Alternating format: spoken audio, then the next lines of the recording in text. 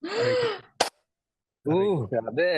Grabe Intense. naman yun. Ang dami namang Na-introduce na natin si Sister Manuela, no? Oo. Kabanggaan pa Played nga. by Miss Ash Ortega. Naku. Resistance. Patay na talaga si Haruka, ang Si nanay ni Madam. Hiroshi. Oo. O nga pala, may tanong ako kay David.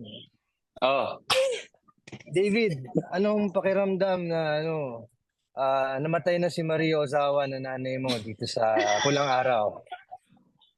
ah, syempre nakakalungkot. Oo, kasi, di ba, kumbaga, napakagaling yung actress. Tapos, tsaka, syempre, mom ko siya dito. Kaya yun nga si Eduardo kasi, iniwan niya si Lauro. Oo. Kaya, yun, Na-prank na, tayo. nabad, na bad trip ako.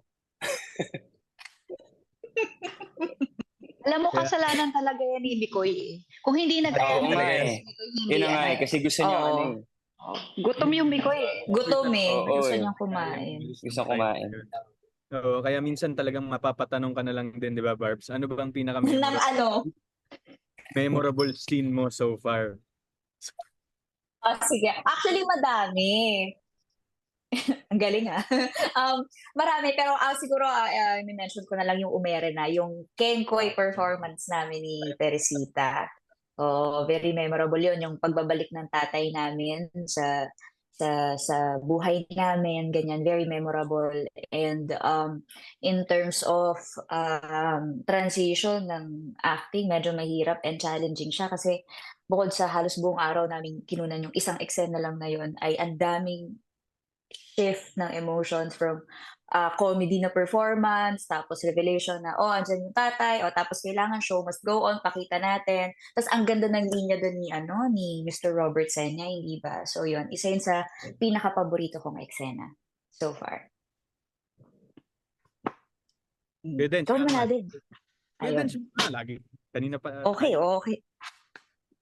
Kuya Dens, favorite scene, meron na ba? Ano daw, favorite scene? Ano ba? Siguro, dami kong magagandang ginawang eksena dito eh. Pero siguro, isa sa mga favorite scene ko na update na yung eksenang ginawa natin kanina, action scene. First time natin na magkaroon ng isang action scene. Fun. So, oo. Hindi pa tapos. Mamaya, babalikan pa natin, di ba? Maganda yung Faster. eksenang yun. Maganda. Yeah. Kaya abangan nila yun. Isa yun sa mga favorite scene ko na nagawa. At marami pang iba. Sobrang dami. Lahat ng mga eksena dito, sobrang special at talagang lahat pinag-isipan. Kaya sarap gawin. Sarap magtrabaho every time. Tama. Sans.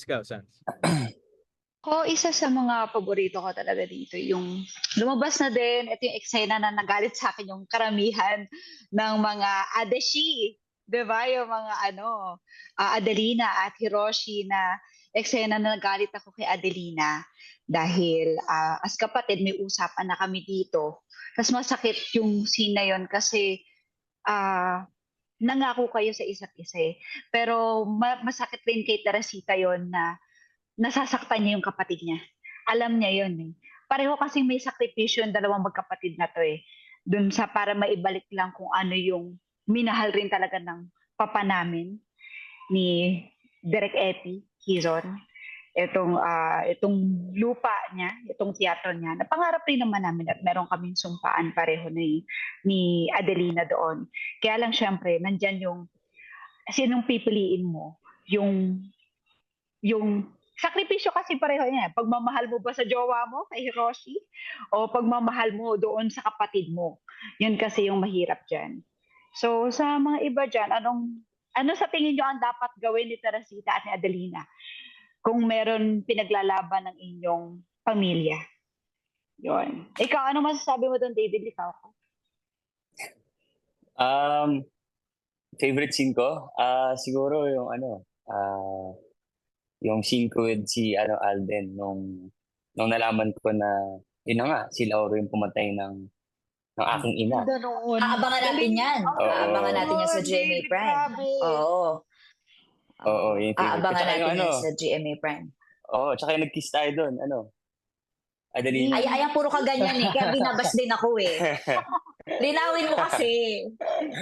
Ano lang yun? Baka Oo. kung saan pa napunta, silipin na natin, Barbs. Eto na yon, silipin Yun na natin. yun. Eto na, oh. Ito